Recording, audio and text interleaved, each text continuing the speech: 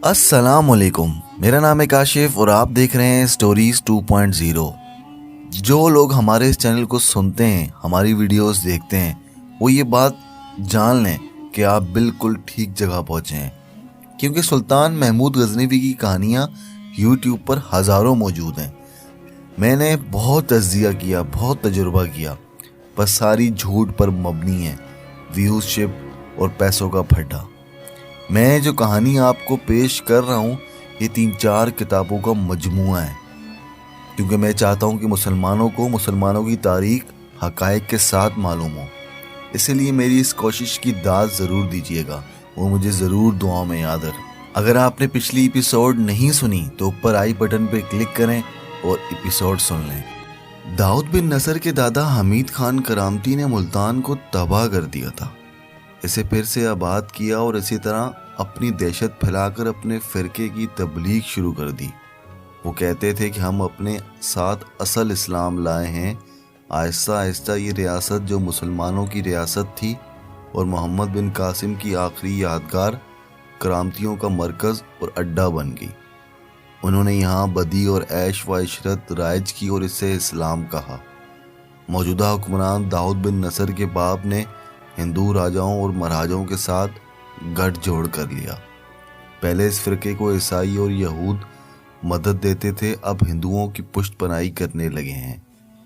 मैंने आपको करामतियों की तारीख इसलिए सुनाई है कि आपको मालूम हो जाए कि आप एक जहरीले सांप से मदद मांगने आए हैं। अगर इसने मदद का वादा किया तो यह धोखा होगा। आपको कैसे पता चला कि सालार आसिफ उमर क्या पैगाम लाए हैं? एक मुहाफिज ने उस बुजुर्ग से पूछा। और आपको ये किस तरह मालूम हुआ कि इन्हें रात शराब पिलाई गई है? क्या आप गजनी के जासूस हैं? दरवेश ने जवाब दिया, नहीं, मैं सुल्तान महमूद का नहीं, मोहम्मद बिन कासिम का जासूस हूँ। हम उस इस्लाम के पासबान हैं जो मोहम्मद बिन कासिम यहाँ लाया था। हमने ज़मीन दोस्त जमात बना रखी है जो असल इस्लाम का प्रचार और करामतियों के इस्लाम के ख़िलाफ़ काम कर रही है। हमारे बाज़ आदमी शाही महल में भी मुलाजिम हैं, वो अंदर के भेद मालूम करते रहते हैं। दाऊद को ज़ाती तौर पर मालूम है कि उसके ख़िलाफ़ एक जमात सरगर्म है। उसके मुखबर भी अभी इस जमात के सुराग नहीं लगा सके। हमें कबल वक्त पता चल जाता है कि हमारे ख़िलाफ़ कोई कार्रवाई होने वाली है। हमें क्या करना चाहिए? आपको सबसे पहले ये समझ लेना चाहिए कि दाऊद आपका नहीं, हिंदुस्तान का दोस्त है, ऐसा उस दरवेश ने उस मुहाफिजों से कहा। दूसरा ये कि आपको अपने सालार पर भी एतबार नहीं करना चाहिए। ये अगर वापस जाकर सुल्तान को कोई जवाब दे तो आप सुल्तान को ये बताएं कि वो दाऊद पर भरोसा ना करे, और अगर आपका सुल्तान हिंदू रियासतों पर फ़ौज कशी करने का इरादा करे तो सबसे पहले मुल्तान आए और इन करामतियों को ख़त्म कर दे। मैं आपको ये भी बता दूं कि मुसलमान होकर इस्लाम के साथ खेलने वाली कौम कभी ज़िंदा नहीं रहती। इस फ़िरके को भी तबाह होना है। दाऊद बिन नसर इस्लाम का झांसा देकर मुसलमानों पर हुकूमत कर रहा है। तबाही इसके मुकद्दर में लिख दी गई है। हमें पहले ये देखना होगा कि सालार आसिम उमर क्या करते हैं। एक मुहाफिज ने ऐसा कहा। हो सकता है वो दाऊद बिन नसर के धोखे में ना आए। अगर वो उसके जाल में फंस गए तो हम वापस जाकर सुल्तान को ये बातें बता देंगे जो आपने हमें बताई हैं। आसिम दाऊद बिन नसर के पास बैठा था। उसके सामने एक नक्शा रखा गया जो किसी ने हाथ से बनाया था। आप ये नक्शा अपने साथ ले जा सकते हैं। दाऊद बिन नसर ने कहा, मैंने आपको रास्ता बता दिया है। सुल्तान की फ़ौज इस रास्ते से आए। मैंने आपको वो जगह भी बता दी है जहाँ से आपकी फ़ौज दरियाए चनाब पार करेगी। रास्ते में अनंतपाल या भजी राय की फ़ौजी हमारा रास्ता ज़रूर रोकेंगे। आसिम उमर ने कहा, आपने जो रास्ता दिखाया है इसे मैं महफूज नहीं समझता। आपकी फ़ौज किस तरह हमारी फ़ौज की हिफाजत करेगी? दाऊद ने जवाब दिया, जिससे आसिम उमर मुतमईन ना हुआ। वो दाऊद की बातों और उसकी वादों को फ़ने हर व ज़र्ब की कसौटी पर रख रहा था। उसे कुछ शक सा होने लगा। उसने दाऊद के साथ इतनी बहस की कि दाऊद परेशान हो गया। क्या आप यहाँ कुछ दिन और रहना पसंद नहीं करेंगे? दाऊद ने उससे पूछा। आसिम ने कहा, मैं अपना फ़र्ज़ की खातिर जा रहा हूँ, वरना मैं तो جانا ہی نہیں چاہتا۔ پھر آپ اپنا فرض اس طرح پورا کریں جس طرح میں بتاتا ہوں۔ داؤد بن نصر نے اسے ایسا کہا، اپنے سلطان کو اسی رستے سے لائیں اور آپ ہمارے پاس آ جائیں۔ آپ ہماری فوج کے سالار ہوں گے اور آپ کو عیش و عشرت ملے گی جو آپ کو مل رہی ہے۔ اگر آپ سلطان محمود کو کامیابی سے ہمارے پھندے میں لے آئیں تو میں وعدہ کرتا ہوں کہ آپ کو اپنی ریاست کا کچھ علاقہ دلا کر خود مختار حاکم بنا دوں گا۔ اتنی جنگیں لڑ کر آپ کا حق ہے کہ آپ اس دنیا کو اپنے لیے جنت نذیر فرمائیں۔ داؤد بن نصر نے وہی باتیں شروع کر دی جو ایک سفید درویش بزرگ اس کے دل میں اتار چکا تھا۔ داؤد نے یہ بھی کہا کہ ہندوؤں سے بڑھ کر کوئی اچھا دوست آپ کو نہیں ملے گا۔ ان کے ساتھ رہ کر دیکھو، اپنے سلطان کی خواہشات اور اس کے عزائم پر اپنی جانیں قربان نہ کرو۔ کل صبح روانہ ہو جاؤ اور سلطان سے کہو کہ داؤد بن نصر آپ کی راہ دیکھ رہا ہے۔ اسی شام کا ذکر ہے کہ عاصم عمر اپنے کمرے میں تھا۔ اس نے اپنے چاروں محافظوں کو بلا رکھا تھا۔ وہ ان سے کہہ رہا تھا کہ کل صبح واپسی ہوگی۔ انہیں روانگی کے احکام دے کر اس نے محافظوں کو فارغ کر دیا۔ چاروں محل کی ایک غلام گردش سے گزر رہے تھے کہ انہیں اپنے پیچھے کسی کے قدموں کی آہٹ سنائی دی۔ چاروں نے پیچھے دیکھا، ایک عورت آ رہی تھی۔ اس نے ان کے قریب سے گزرتے دھیمی آواز میں کہا، تم میں سے ایک اسی وقت اس عالم کے پاس چلا جائے جس نے چاروں کو اپنے گھر میں بٹھایا تھا۔ یہ کہہ کر وہ وہاں سے نکل گئی۔ ان میں سے ایک محافظ محل میں سے نکل گیا اور درویش کے دروازے پر جا کر دستک دی۔ دروازہ درویش نے کھولا اور وہ محافظ کو اندر لے گیا۔ عاصم عمر کرامتیوں کی خوبصورت پھندے میں آ گیا ہے، درویش نے کہا۔ اس نے داؤد کے ساتھ سودا طے کر لیا ہے، نقشہ اس کے پاس ہے۔ آپ لوگ کل صبح روانہ ہو رہے ہیں۔ عاصم عمر یہ نقشہ سلطان محمود کو دکھائے گا اور اس پر اسے ایک راستہ دکھائے گا۔ تم سلطان سے کہنا کہ وہ اس راستے سے نہ آئے۔ اسے یہ کہنا کہ جنہیں آپ اپنا مسلمان بھائی سمجھتے ہیں وہ ہندوؤں سے زیادہ خطرناک ہیں۔ جاؤ، زیادہ دیر یہاں نہ رکو۔ وہ کون تھی جس نے ہمیں پیغام دیا تھا؟ ہم میں سے کوئی آپ سے ملے؟ محافظ نے ایسا پوچھا۔ وہ ایک مظلوم عورت ہے، درویش نے جواب دیا۔ آپ نے اس کی خوبصورتی دیکھی ہوگی۔ اس کے ماں باپ نے منہ مانگی رقم اور کچھ زمین لے کر اس کی شادی ایک بڑے ہی امیر آدمی کے ساتھ کر دی تھی۔ اس آدمی نے 1 سال بعد اسے تحفے کے طور پر داؤد بن نصر کو دے دیا۔ اس کے پاس ایسی لڑکیوں کی کمی نہیں۔ اس نے 1.5 سال حرم میں رکھ کر اسے شاہی دربار کی ملازمت دے دی۔ یہ میری بیٹی کی سہیلی تھی، کبھی کبھی گھر آیا کرتی تھی اور میری بیٹی سے بھی ملتی تھی۔ پہلے بہت روتی تھی۔ میرے کہنے پر میری بیٹی نے اسے کہا کہ وہ ایک خوبصورت جہنم میں رہ کر اسلام کے لیے بہت کچھ کر سکتی ہے۔ چنانچہ وہ مجھے محل کے اندر کی تمام خبریں اسی طرح دیتی رہتی ہے۔ آج جب داؤد بن نصر آپ کے سالار عاصم عمر کو اپنے پھندے میں پھانس کر اسے بتا رہا تھا وہ سلطان محمود کو فلاں رستے سے لائے، اس وقت یہ عورت ان دونوں کو شراب اور شربت پیش کر رہی تھی۔ اس نے دونوں کی باتیں سنی۔ اسے جوں ہی وہاں سے چھٹی ملی وہ میرے گھر آ گئی، وہ ساری بات سنا گئی۔ اب یہ ذمہ داری آپ پر عائد ہوتی ہے کہ سلطان سے منوا لو، عاصم عمر اسے دھوکہ دے رہا ہے اور آپ جو کہہ رہے ہیں یہ صحیح ہے۔ یہ عورت آپ کے پاس آتی رہتی ہے۔ محافظ نے کہا، اسے محل سے نکلنے کی اجازت مل جاتی ہے؟ آپ نے کبھی یہ نہیں سوچا کہ اسے آپ کہیں غائب کر دیں؟ کوئی مسلمان اسے ساتھ لے کر کہیں جائے اور اس کے ساتھ شادی کر لے؟ کئی بار سوچا ہے، درویش نے جواب دیا، لیکن ایسا مسلمان نہیں ملتا جو اسے لے کر کہیں چلا جائے۔ آج اس نے مجھے کہا کہ اگر آپ لوگ پسند کریں اور ہمت کریں تو اسے اپنے ساتھ غزنی لے جائیں۔ اگر اس کے ساتھ کسی نے شادی نہ کی تو وہ باقی عمر کسی مزار پر گزار دے گی یا کسی عالم یا ولی کی خدمت کرے گی۔ ہم اسے اپنے ساتھ لے جا سکتے ہیں، محافظ نے کہا، لیکن اسے سب کے سامنے لے جانا ناممکن ہے۔ ایک صورت یہ ہے کہ اسے کوئی شہر سے دور ہمارے راستے میں کہیں تک پہنچا دے۔ ہمارے لیے دوسری مشکل یہ ہے کہ سالار عاصم عمر شاید ہمیں لڑکی کو ساتھ نہ لے جانے دے۔ اسے ہم سنبھال لیں گے۔ اگلے روز طلوع آفتاب سے پہلے سالار عاصم اپنے چاروں محافظوں کے ساتھ روانہ ہوا۔ ان کے ساتھ اب ایک اونٹ بھی تھا جو داؤد بن نصر کے دیے ہوئے تحفوں سے لدا ہوا تھا۔ ایک محافظ کی پرچھی کے ساتھ چھوٹا سا سفید جھنڈا بندھا ہوا تھا جو اس نے بلند کر رکھا تھا۔ اس کا مطلب یہ تھا کہ ہم دوست ہیں۔ قافلہ شہر سے دور نکل گیا، دریا بھی پار کر لیا گیا۔ سالار عاصم عمر جب ملتان کی طرف آ رہا تھا تو محافظوں کے ساتھ دوستوں کی طرح باتیں کرتا آیا تھا، مگر اب وہ خاموشی سے آگے آگے بڑھتا جا رہا تھا۔ اس کی گردن بادشاہوں کی طرح تنی ہوئی تھی۔ وہ محافظوں کے ساتھ کوئی بات کرتا بھی تھا تو یہ کوئی حکم ہوتا تھا یا کوئی ہدایت۔ سورج غروب ہونے کو تھا جب یہ لوگ ایک جنگل سے گزر رہے تھے۔ ایک محافظ نے اپنے ساتھیوں کو ایک طرف اشارہ کیا۔ سب نے دیکھا گھنی جھاڑیوں میں 4 آنکھیں اور 2 چہرے کے ذرا ذرا سے حصے نظر آ رہے ہیں۔ عاصم عمر آگے نکل گیا۔ محافظوں نے آنکھیں ہی آنکھوں میں اس منصوبے پر عمل کرنے کا فیصلہ کر لیا جو انہوں نے گزشتہ رات تیار کیا تھا۔ اس کے مطابق ایک محافظ نے اپنا گھوڑا روک لیا اور گھوڑے کو آہستہ آہستہ گھنی جھاڑیوں اور اونچی گھاس میں لے گیا۔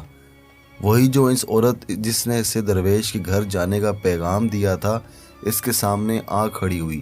اس کے ساتھ ایک آدمی بھی تھا۔ اس نے عورت اس محافظ کے حوالے کر دی اور خاموشی سے چلا گیا۔ محافظ عورت کو ساتھ لیے وہاں چھپ کر بیٹھ گیا۔ وہ دونوں سوائے مسکرانے کے ایک دوسرے کی زبان نہیں سمجھتے تھے۔ عورت اسے اشاروں کی زبان میں کہہ رہی تھی کہ چلیں، مگر محافظ اسے بیٹھنے اور چھپے رہنے کا اشارہ کر رہا تھا۔ سورج غروب ہو گیا۔ عاصم عمر نے پڑاؤ کا حکم دیا۔ ایک محافظ غائب تھا۔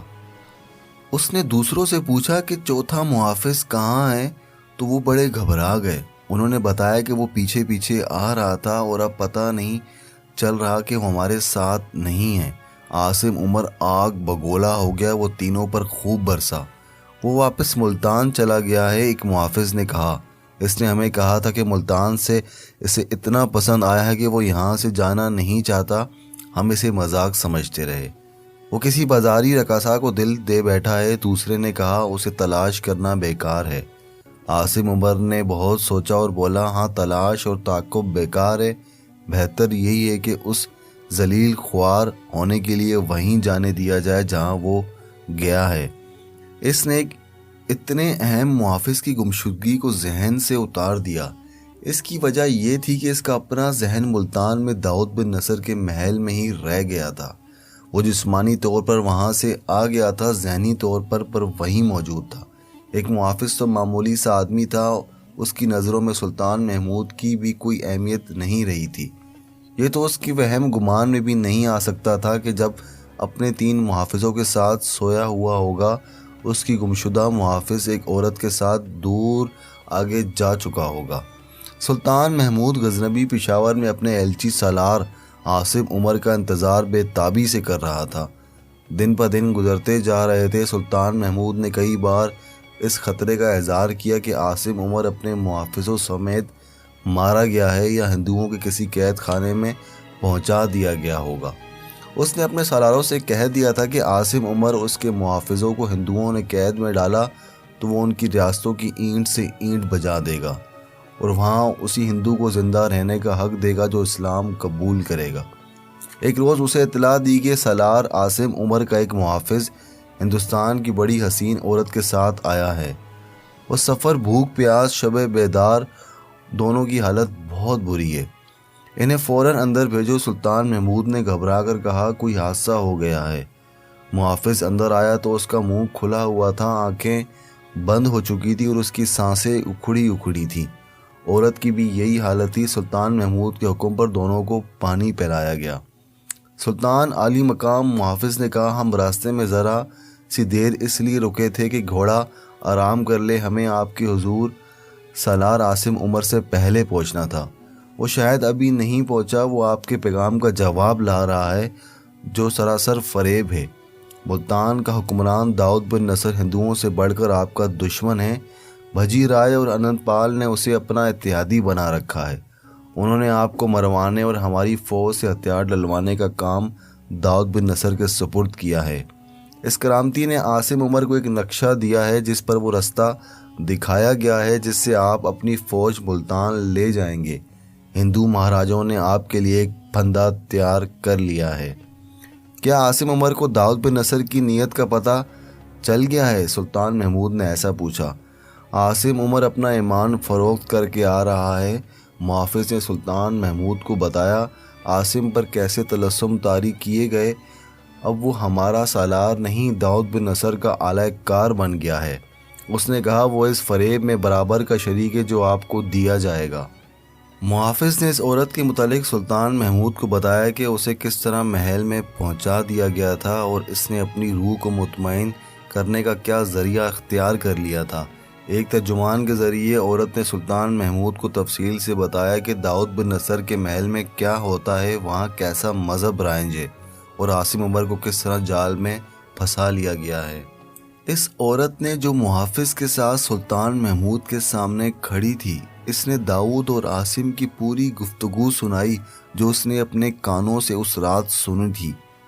اس عورت کو زنانہ یعنی کہ خواتین میں بھیج دیا جائے۔ سلطان محمود نے ایسا حکم دیا اور اس محافظ کو ہمارے مہمان خانے میں رکھا جائے۔ جب عاصم عمر آئے تو اسے پتہ نہ چلنے دیا جائے کہ یہ دونوں اس سے پہلے آ گئے ہیں۔ عاصم عمر 5-6 روز بعد آ گیا اور سیدھا سلطان محمود کے پاس گیا۔ اس نے سلطان کو بتایا کہ داؤد بن نصر نے بیش قیمت طوائف بھیجے اور کہا ہے کہ وہ سلطان کے انتظار میں بےتاب ہو رہا ہے۔ عاصم عمر نے نقشہ سلطان محمود کے آگے رکھ کر بتایا، داؤد بن نصر نے ہماری فوج کے لیے یہ راستہ بتایا ہے، اس کی فوج اسی راستے کے دائیں بائیں کے علاقے میں موجود ہوگی۔ عاصم عمر نے کہا کہ داؤد بن نصر ہمارا مخلص دوست ہے، میں نے اپنی فوج ملتان تک جانے کا راستہ دیکھ لیا ہے۔ سلطان محمود نے کہا، اب مجھے یہ بتاؤ کہ بھجی رائے اور اننت پال کی فوجیں کہاں کہاں ہماری فوج پر شب خون مارے گی اور گھات کہاں کہاں لگائے گی۔ عاصم عمر نے حیرت سے سلطان کی طرف دیکھا۔ سلطان محمد نے حکم دیا، ان دونوں کو لے آؤ۔ ذرا سی دیر میں عاصم عمر کا چوتھا محافظ ایک عورت کے ساتھ اس کے سامنے کھڑا تھا۔ اس عورت کو پہچانو، سلطان محمود نے عاصم عمر سے کہا، اور یاد کرو کہ جب تم داؤد کے ساتھ اپنے ایمان کا اور میری جان کا سودا طے کر رہے تھے، یہ عورت تم دونوں کو شراب پلا رہی تھی۔ کیا اپنے گناہ کی ہر ایک تفصیل میری زبان سے سننا چاہتے ہو یا اس عورت کی زبانی؟ کیا یہ بہتر نہیں ہوگا اپنی زبان سے اپنے گناہ کا اعتراف کر لو؟ عاصم عمر اٹھ کھڑا ہوا۔ ایمان فروشی اور گناہوں کے اثرات نے اس کے جسم کی طاقت سلب کر لی۔ اس کا دماغ سوچنے کے قابل نہ رہا، وہ بالکل ہوش سے بے قابو ہو گیا۔ اس نے اپنی تلوار نکال لی اور اس کی نوک اپنے پیٹ پر رکھی۔ اس سے پہلے کہ کوئی اس تک پہنچتا، اس کا سر قلم کرتا یا اس کو روکتا، اس نے دونوں ہاتھوں سے تلوار اتنی زور سے اپنے پیٹ میں داخل کر دی کہ اس کی نوک پیٹ سے باہر آ گئی۔ اس کی لاش شہر سے باہر پھینک دو، سلطان محمود نے ایسا غضبناک انداز میں کہا، اور ساتھ یہ بھی کہا کہ ایمان فروشوں کو گور و کفن کا حق نہیں ملنا چاہیے۔ عاصم عمر بھی تڑپ رہا تھا جب اسے اٹھا کر لے گئے۔ سلطان محمود نے اپنے سپہ سالار کو جو وہاں موجود تھا حکم دیا، فوج کو کوچ کرنے کے لیے تیار کرو، ہم ملتان پر حملہ کریں گے لیکن ہمیں راستے میں کہیں مار کے لڑنے پڑیں گے۔ بت پرستوں کے ساتھ ساتھ ہمیں کرامتیوں کا بھی خاتمہ کرنا ہے جن کی وجہ سے ہمارے مذہب اسلام کو بہت نقصان پہنچ رہا ہے۔ فوراً پوری فوج کو تیار کرو، ہم سب سے پہلے کرامتیوں سے حساب برابر کریں گے۔ اگر یہ زندہ رہے تو آنے والے کل میں ہماری اسلام مذہب کے اوپر یہ ایک اور مذہب بیٹھ جائے گا۔ لوگوں کو پہچاننے میں مشکل ہو جائے گا کہ مسلمان کون ہیں، مسلمان کون ہیں۔ ناظرین، یہ ایپیسوڈ کا اختتام ہم یہیں کریں گے۔ ابھی کل جاننے کے لیے کہ کل کیا ہوگا، کل کیسے حملہ ہوگا، سلطان محمود کی فوج کرامتیوں سے بدلہ لینے، اپنی اسلام کی خاطر ان کا خاتمہ کرنے کب نکلے گی، راستے میں ان کو کیا کیا دشواریاں ہوں گی، ان سب کو سننے کے لیے آپ نے ہماری اگلی ایپیسوڈ کا ضرور انتظار کرنا ہے۔ اور دیکھیں، میں چاہتا ہوں کہ دنیا کے کونے کونے تک مسلمانوں کی اسلامک ہسٹری صحیح معنوں میں دنیا کے کونے کونے تک پہنچ جائے۔ تو میری آپ سے ریکویسٹ ہے کہ آپ اس ویڈیوز کو اور پلیٹ فارمز پر بھی شیئر کیا کریں اور ہمارے چینل کو ضرور سبسکرائب کرنا۔ اپنا بہت خیال رکھنا۔ اللہ تعالیٰ اس اسلام کا پرچم ساری زندگی بلند